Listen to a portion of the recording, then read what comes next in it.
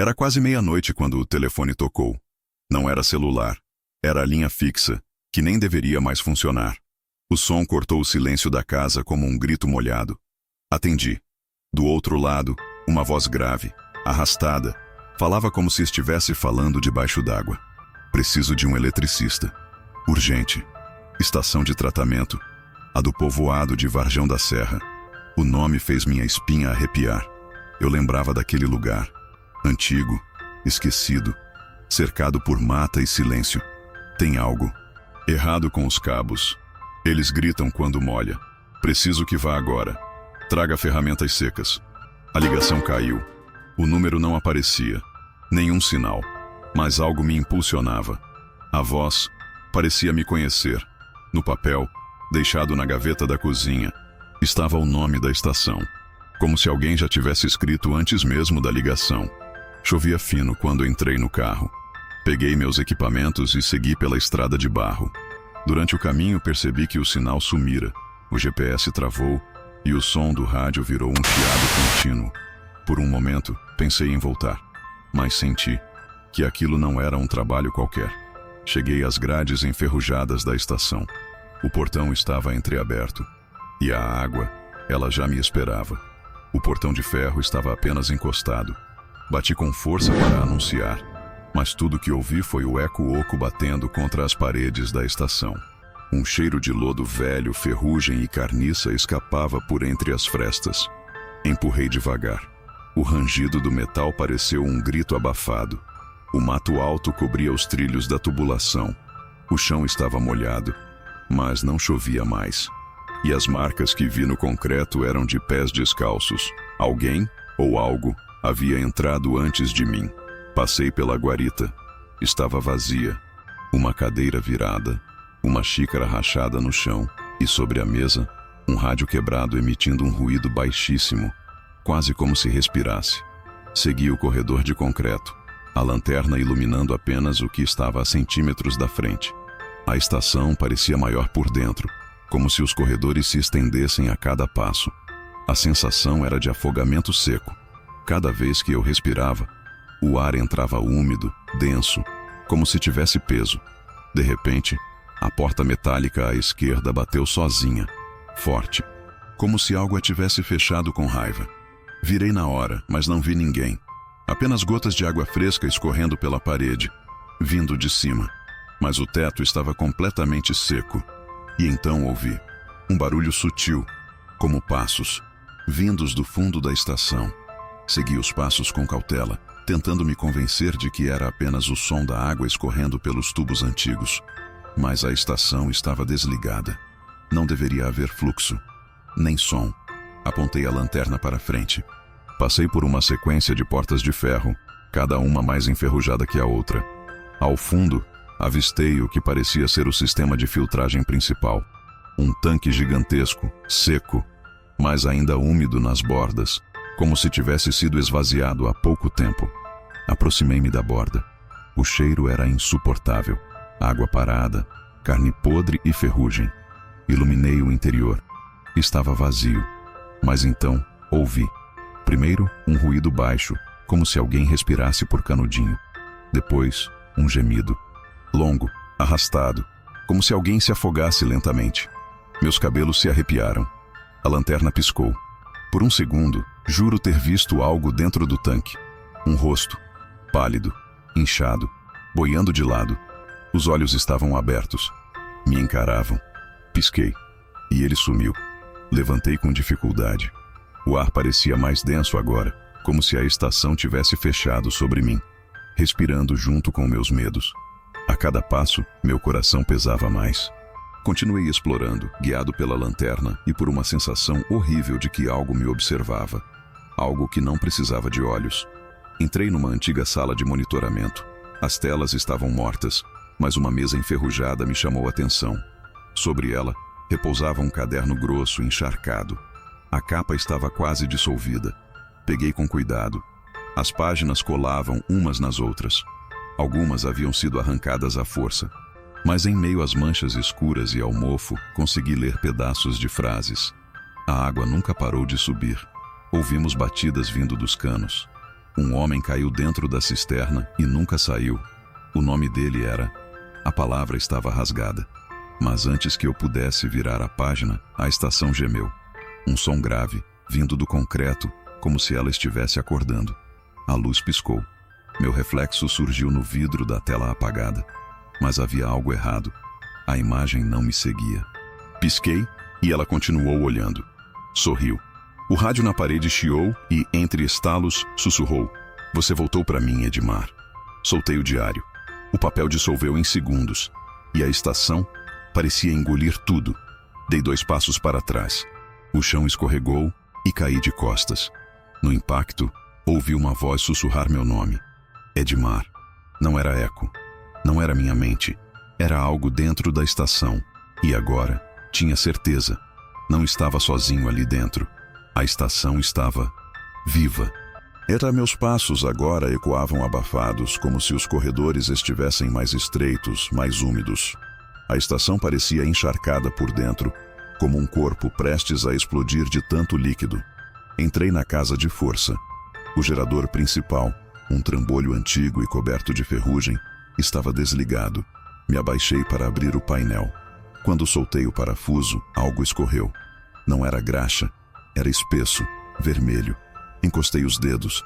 O cheiro era metálico, quente, como sangue recém-derramado. Iluminei por dentro. O gerador parecia pulsar. Parecia vivo. Nas paredes internas, marcas de unhas arranhando o metal, como se alguém tivesse sido trancado ali dentro tentando sair. Um chiado rompeu o silêncio. O rádio preso à parede ligou sozinho.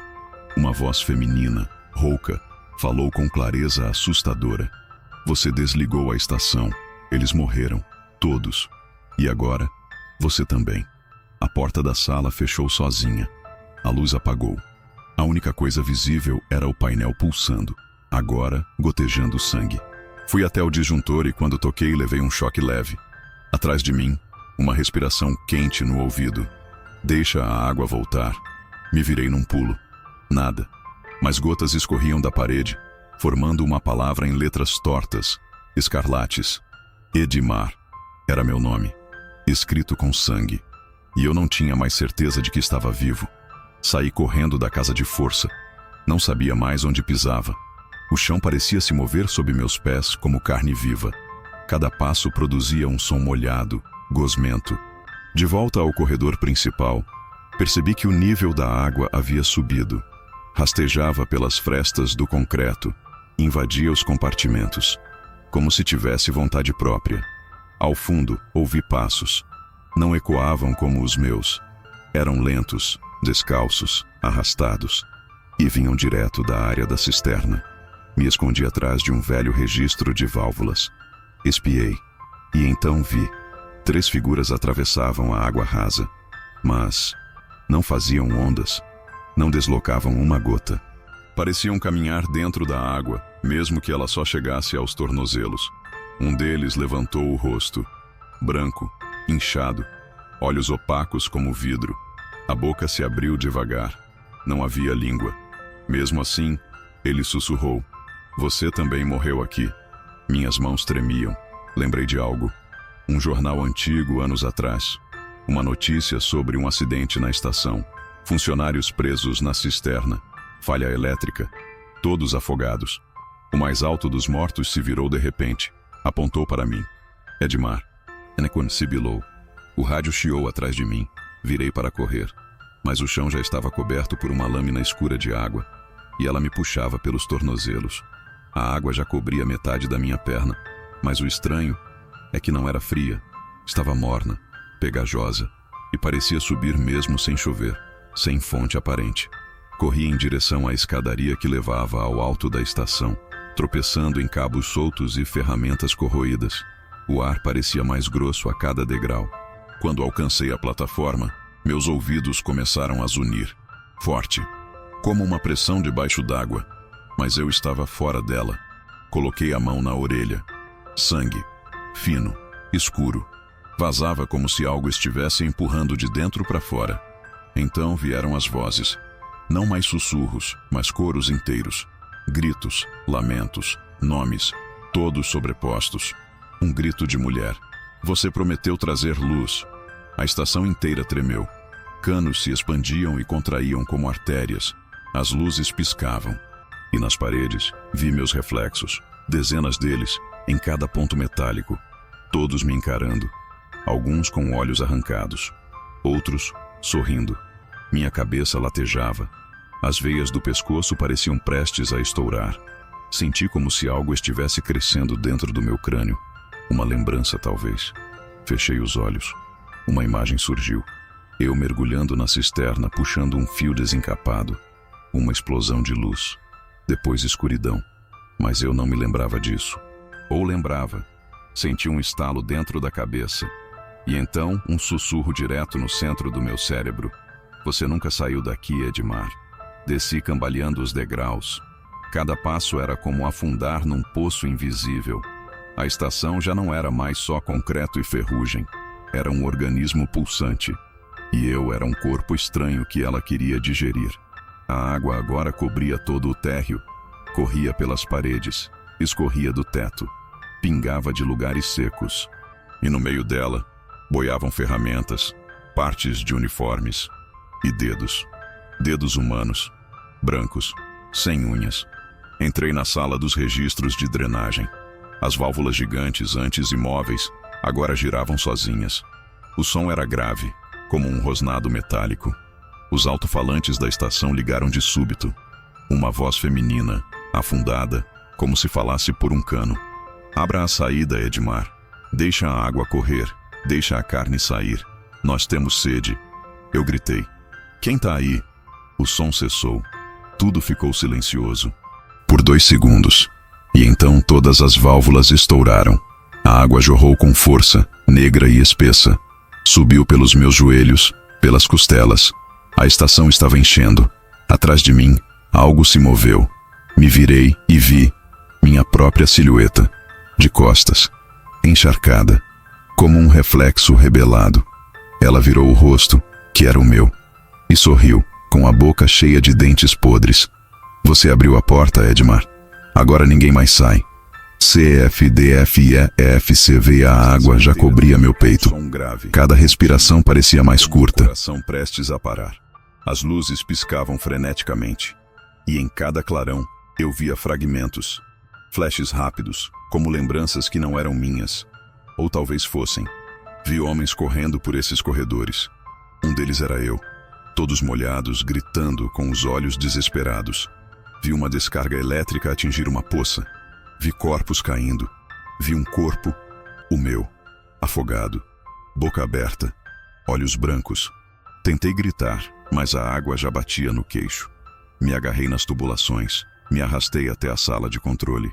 Lá dentro, vi jornais colados nas paredes. Notas antigas, manchetes borradas. Tragédia em Varjão da Serra. Eletricista morre afogado em pane elétrica. Estação fechada após desaparecimentos misteriosos. Famílias relatam gritos vindos da cisterna. Minha foto, no canto da notícia. Meu coração parou por um segundo. Um espelho quebrado refletiu meu rosto. Mas não era o de agora. Era o de então. Mais novo, inchado, morto. Sentia a água invadir meus ouvidos, minha garganta. Não havia mais como negar. Eu já estava morto. E toda essa visita era só a repetição do fim. A estação era meu purgatório. A água cobriu minha cabeça. Eu não lutava mais. Era inútil. Ela me conhecia. Me envolvia como uma mãe rancorosa, forçando minha permanência. A estação inteira vibrava em um lamento surdo, como se estivesse satisfeita. Afundei devagar, como se o concreto tivesse virado lama. Tudo ao meu redor escureceu, mas mesmo ali, embaixo, meus olhos continuavam abertos. E eu via, no fundo da cisterna, dezenas de corpos parados, todos com o uniforme da antiga estação. Braços flutuando, bocas abertas, olhos vazios. E no meio deles, eu, flutuando sem respirar, inchado, pálido, mas sorrindo. Um sorriso largo, impuro, como se aceitasse tudo aquilo com prazer. Uma mão segurou meu tornozelo, depois outra, e mais outra. Elas não puxavam, me ofereciam abrigo, me queriam de volta. E então ouvi, não com os ouvidos, mas por dentro da água. Agora você lembra. Agora você é parte de nós. O rádio do corredor tocou como um trovão à distância. Uma voz masculina, seca, mas familiar, ecoou no sistema. Tem algum eletricista disponível para uma emergência? Estação do Varjão da Serra. Quebrou de novo. E uma nova voz respondeu, como se bocejasse. Tem sim. Um tal de Edmar. Ele já conhece o caminho.